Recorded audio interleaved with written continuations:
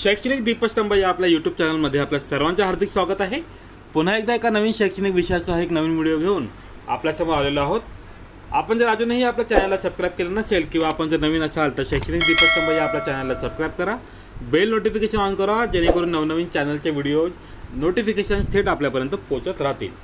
आपल्या आजच्या व्हिडिओचा विषय आहे विज्ञान आणि तंत्रज्ञान भाग 1 एसएससी बोर्ड 2022 प्रश्नपत्रिका उत्तरांसहित आपण आपल्या आजच्या व्हिडिओमध्ये पाहणार आहोत सायन्स अँड टेक्नॉलॉजी पेपर 1। चला तर मग आपल्या आजच्या व्हिडिओला सुरुवात करूया। सायन्स अँड टेक्नॉलॉजी पहिला प्रश्न आहे, प्रश्न क्रमांक 1 दिलेल्या पर्यायांपैकी योग्य पर्यायाचा क्रमांक लिहा।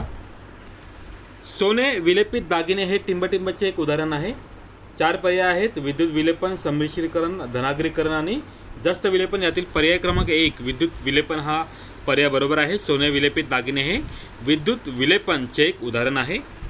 क्रमांक 2 कडे आपण वळत आहोत। उपग्रह प्रक्षेपणाचे कार्य टिंबटिंबाच्या नियमावर आधारित आहे। 4 पर्याय आपल्यासमोर आहेत, त्यातील तिसरा जो पर्याय आहे पर्याय क न्यूटनचा गतिविषयक तिसरा नियम। उपग्रह प्रक्षेपकाचे कार्य हे न्यूटनचा गतिविषयक तिसरा नियमच्या नियमावरती आधारित आहे। प्रश्न क्रमांक 3 LPG मध्ये टिंबटिंब हा एक ज्वलनशील घटक असतो।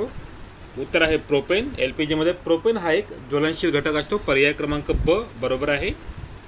प्रश्न क्रमांक 4 बहिर्गोल भिंगाचे नाभीय अंतर 25 सेंटीमीटर आहे, तर भिंगाची शक्ती टिंबटिंब आहे। उत्तर येईल पर्याय क्रमांक अ 4.0 डी। प्रश्न क्रमांक 5 शुभ्र प्रकाश लोलकावर पडला असता टिंबटिंब रंग सर्वात कमी वळतो। लाल, पिवळा, जांभळा आणि निळा। यातील पर्याय क्रमांक अ हा जो आहे तो बरोबर आहे। शुभ्र प्रकाश लोलकावर पडला असता लाल रंग सर्वात कमी वळतो। प्रश्न क्रमांक पहिला ब खालील प्रश्न सोडवा। क्रमांक 1 वेगळा घटक ओळखा। इनसॅट, जीसॅट, IRS आणि PSLV यापैकी PSLV हा वेगळा घटक आहे। क्रमांक 2 सहसंबंध ओळखा। घन 1 अल्कली धातू तर घन 17 किंवा 7A हॅलोजन हा सहसंबंध आहे। प्रश्न क्रमांक 3 कडे आपण येतो बाळांनो। योग्य जोडी जुळवा। स्तंभ 1 आणि स्तंभ ब। पाण्याचा अपवर्तनांक स्तंभ ब मध्ये पर्याय आहेत अ 1.31, ब 1.36 आणि क 1.33। तर अचूक पर्याय आहे 1.33। पाण्याचा अपवर्तनांक 1.33 आहे। प्रश्न चौथा चुकी बरोबर ते लिहा। विद्युत मोटार यांत्रिक ऊर्जेचे रूपांतरण विद्युत ऊर्जेत करते हे विधान चूक आहे। प्रश्न क्रमांक 5 दिलेल्या रचनासूत्रांसाठी IUPAC नाव लिहा। याचे उत्तर तुम्हाला येणार आहे प्रोपेन 2 आणि ऑल 2 प्रोपेनॉल। अशा प्रकारे हे उत्तर येथे अपेक्षित आहे। प्रश्न क्रमांक 2 शास्त्रीय कारणे लिहा। कोणतेही 2 प्रश्न आपणास लिहावयाचे आहेत। पहिला प्रश्न आपण पाहत आहोत, गणामध्ये वरून खाली जाताना अणुत्रिज्या वाढत जाते हा पहिला प्रश्न आहे। याबाबत कारण आपण बघत आहोत। उत्तर बघा बाळांनो। उत्तरामध्ये अ मुद्दा आहे अणूची अणुत्रिज्या म्हणजे अणुकेंद्रक व त्या अणूची बाह्यतम कक्षा यामधील अंतर होय। आणि ब मुद्दा असेल घनात वरून खाली जाताना नवीन कवचांची भर पडते, त्यामुळे बाह्यतम इलेक्ट्रॉन व अणुकेंद्रक यांच्यातील अंतर वाढत जाते, म्हणून गणामध्ये वरून खाली जाताना अणुत्रिज्याही वाढत जाते। तर अशा प्रकारे 2 मार्काला हा आपला प्रश्न असणार आहे। कोणतेही 2 कारणे तुम्हाला लिहायचे आहे। त्यातलं पहिलं कारण आपण बघितलेलं आहे। क्रमांक 2 चा प्रश्न आहे घड्याळ दुरुस्तीमध्ये साधी सूक्ष्मदर्शी वापरतात। याचे उत्तर आपण पाहत आहोत। कमी नाभीय अंतराच्या बहिर्गोल भिंगाने एखाद्या सूक्ष्म वस्तूची तिच्यापेक्षा मोठी, आभासी आणि सुलट प्रतिमा तयार होते। साध्या सूक्ष्मदर्शकाच्या सहाय्याने वस्तूची 20 पट मोठी प्रतिमा मिळवता येते, म्हणून घड्याळ दुरुस्तीमध्ये साध्या सूक्ष्मदर्शीचा वापर करतात। क्रमांक 3 खाद्यतेल दीर्घकाळ साठवण्यासाठी हवाबंद डबा वापरणे योग्य ठरते। कारण खाद्यतेल जास्त काळ टिकवण्यासाठी हवाबंद डबा वापरतात, कारण खाद्यतेल जास्त काळ तसंच ठेवले तर हवेमुळे त्याचे ऑक्सिडीकरण होऊन त्यास खवटपणा प्राप्त होतो। हवाबंद डब्यात खाद्यतेल ठेवल्याने त्याची ऑक्सिडीकरण क्रिया मंदावते। प्रश्न क्रमांक 2 ब खालील प्रश्नांची उत्तरे लिहा। कोणतेही 3 तुम्हाला प्रश्न लिहायचे होते। त्यातील पहिला जो प्रश्न आहे जर एका ग्रहावर एक वस्तू 5 मीटर वरून खाली येण्यास 5 सेकंद घेत असेल तर त्या ग्रहावरील गुरुत्व त्वरण किती, हा प्रश्न आहे. या प्रश्नाचे उत्तर आपण पाहत आहोत. आता दिलेला या ठिकाणी जो वेळ आहे तो आहे 5 सेकंद. t = 5 second. एस जे आहे ते 5 मीटर आहे. u = 0 आणि a = g म्हणजे आपल्याला त्वरण काढायचं आहे, गुरुत्वीय त्वरण आपल्याला काढावायचं आहे. तर न्यूटनच्या दुसऱ्या गतिविषयक समीकरणावरून जे सूत्र आहे, आपण सूत्र बघा. s = ut + half at². तर या ठिकाणी s = ut + हाफ gt² या ठिकाणी आपण हे सूत्र तयार केलेलं आहे. कारण आपण बघतोय a = g आहे, तर g = क्वेश्चन मार्क म्हणजे g आपल्याला काढवायचं आहे. आता आपण सूत्रामध्ये किमती भरतोय. s = 0 × 5 + half g × 5². आता u = 0 आहे अँड a = g आहे, त्यामुळे s = हाफ 1/2 × g × 25. कॅल्क्युलेशन करत आहोत आपण आता. 5 × 2/25 = g. जीची व्हॅल्यू बघा 5 × 10 10/25 = g आणि 25 जेव्हा तुम्ही 10ला भागता तेव्हा तुमचे उत्तर येणार आहे 0.4 0.4. म्हणजेच या उदाहरणासाठी जे g आहे ते आहे जीची व्हॅल्यू, जीची किंमत आलेली आहे 0.4 मीटर/सेकंड². म्हणून त्या ग्रहावरील गुरुत्व त्वरण हे 0.4 मीटर/सेकंड² असणार आहे. होपचे उपकरण आकृती तुम्हाला काढण्यासाठी इथे सांगितलेलं आहे. तर तुम्ही जर पाठ्यपुस्तकामध्ये 65 पान नंबर पाहिलं तर तुम्हाला त्या ठिकाणी ही होपची आकृती तुम्हाला या प्रकारे तुम्हाला पाहायला मिळेल. तुम्ही ही आकृती पाहू शकता. थोडक्यात ही आकृती काढलेली आहे. तर अशा प्रकारचे अचूक नावं तुम्ही जर दिले असतील तर आणि आकृती अचूक काढली असेल तर नक्कीच तुम्हाला या प्रश्नाला चांगले गुण मिळू शकतील.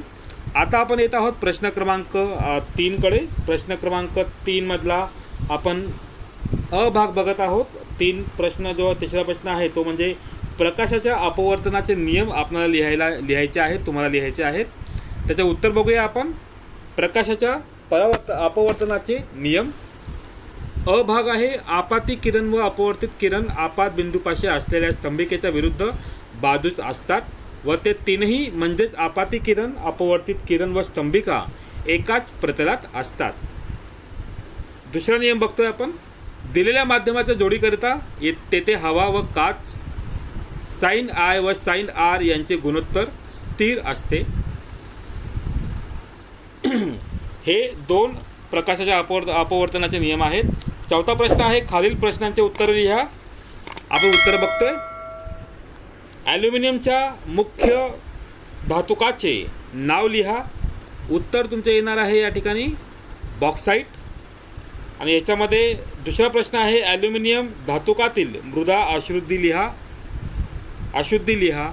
तर उत्तर आहे अशुद्धीमध्ये silica SO2, ferric oxide Fe2O3, titanium oxide TiO2. अशा प्रकारे हे अशुद्धी आहेत. पुढे आपला प्रश्न आहे प्रश्न क्रमांक 5. त्या ठिकाणी तुम्हाला आकृती दिलेली आहे. खाली दिलेल्या फ्लेमिंगच्या डाव्या हाताच्या नियमाच्या आकृतीचे निरीक्षण करून अ आणि ब या ठिकाणी योग्य नामनिर्देशन करा, असा हा प्रश्न आहे.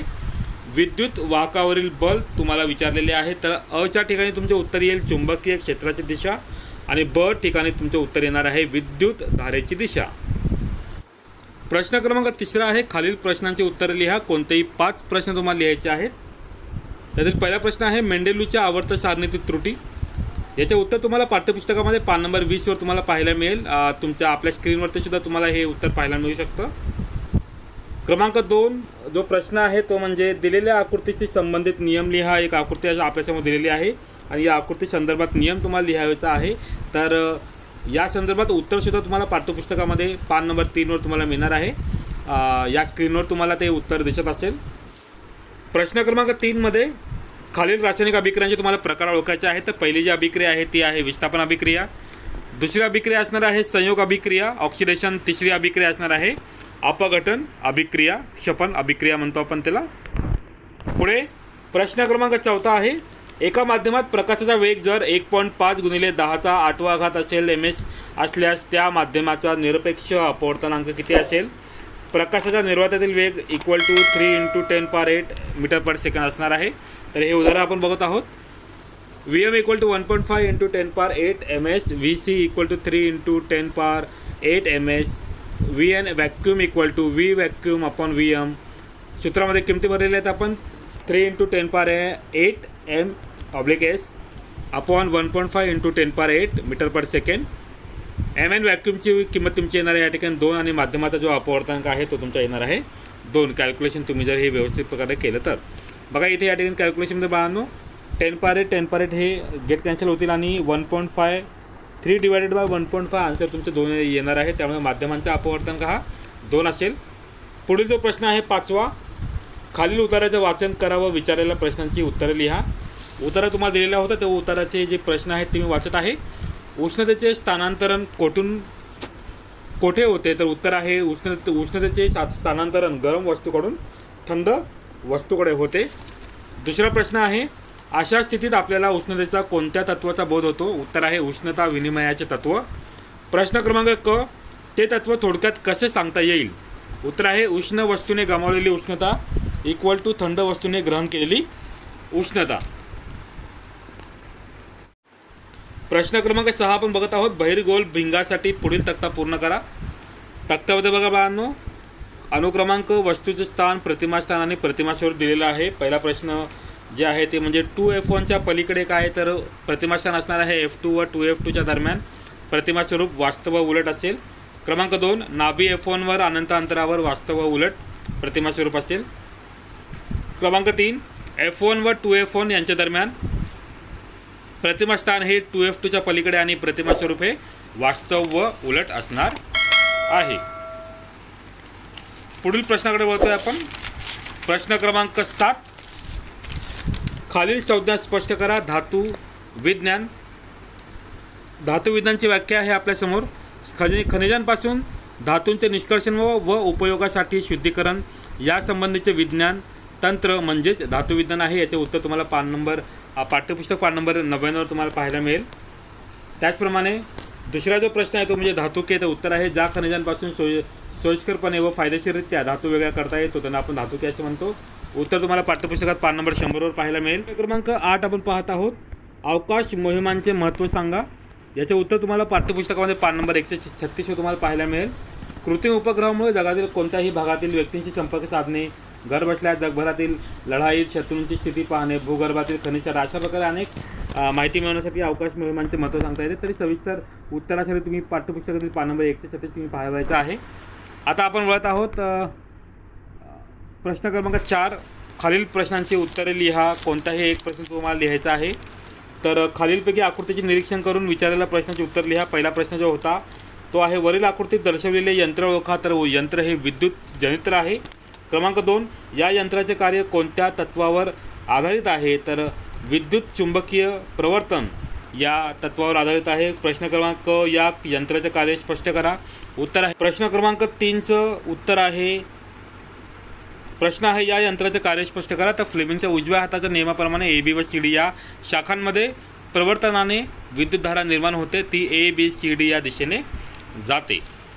क्रमांक 2 पुढील परिपथात विद्युतधारा B2 B1 अशी गॅल्व्हनोमीटरमधून जाते. अर्ध्या परिवलनानंतर AB ही शाखा CDच्या जागी व CD ही शाखा ABच्या जागी येते. त्यामुळे प्रवर्तित विद्युतधारा DCBA या दिशेने जाते. क्रमांक 4 बाहेरील परिपथात विद्युतधारा B1 B2 अशी म्हणजेच आधीच्या अर्धपरिवलनाच्या उलट दिशेने वाहते. प्रत्येक अर्धपरिवलनानंतर हे घडते व प्रत्यावर्ती विद्युतधारा निर्माण होते. प्रश्न क्रमांक ड आहे या यंत्राचा उपयोग लिहा. तर विद्युतधारा निर्माण करण्यासाठी याचा उपयोग केला जातो. आता आपण पुढच्या प्रश्नाकडे वळतोय बाळांनो. क्रमांक 2 प्रश्न होता दिलेल्या रचना सूत्रावरून संपृक्त व असंपृक्त हायड्रोकार्बन ओळखा. पहिली जी आकृती तुम्हाला दिलेली आहे, जी रचना दिलेली आहे ती आहे संपृक्त हायड्रोकार्बन आणि दुसरी जी तुम्हाला रचना सूत्र दिलेलं आहे ते आहे असंपृक्त हायड्रोकार्बन. बी प्रश्न होता वरील 1 व 2 या रचना सूत्रांसाठी इलेक्ट्रॉन ठिपका संरचना रेखाटा. समजातीय श्रेणी म्हणजे काय? तर या ठिकाणी ब प्रश्नसूत्र आपण बघतोय. पण इथे बघा ही आकृती आहे आपली. 1 व 2 या रचनासूत्रांसाठी इलेक्ट्रॉन ठिपका संरचना या प्रकारे असणे आवश्यक आहे. क जो प्रश्न आहे तो समजातीय श्रेणी म्हणजे काय तर व्याख्या बघूया आपण. क्रमाक्रमाने वाढत जाणारी लांबी असणाऱ्या शृंखलांवर विशिष्ट हायड्रोजनच्या जागी समान क्रियात्मक गट जोडल्यामुळे संयुगाची जी श्रेणी तयार होते तिला आपण समजातीय श्रेणी असे म्हणतात. अपेक्षा करतो तुम्हाला आपला आजचा हा व्हिडिओ आवडला असेल. अशाच प्रकारचे नवनवीन विषयांवरती आधारित व्हिडिओज पाहण्यासाठी आजच आपल्या शैक्षणिक दीपस्तंभ या यूट्यूब चॅनलला सबस्क्राईब करावं. त्याबरोबरच आपल्या चॅनलचे जे व्हिडिओ आहेत ते लाईक, शेअर आणि कमेंट करायला विसरू नका. इतरांपर्यंतही आपला हा जो चॅनल आहे जास्तीत जास्त पोचवावा असे आवाहन आम्ही तुम्हाला करत आहोत. लवकरच एका नवीन विषयासह एक नवीन व्हिडिओ घेऊन आपल्यासमोर येऊ. तुर्तास आपल्या सर्वांची रजा घेतो. धन्यवाद.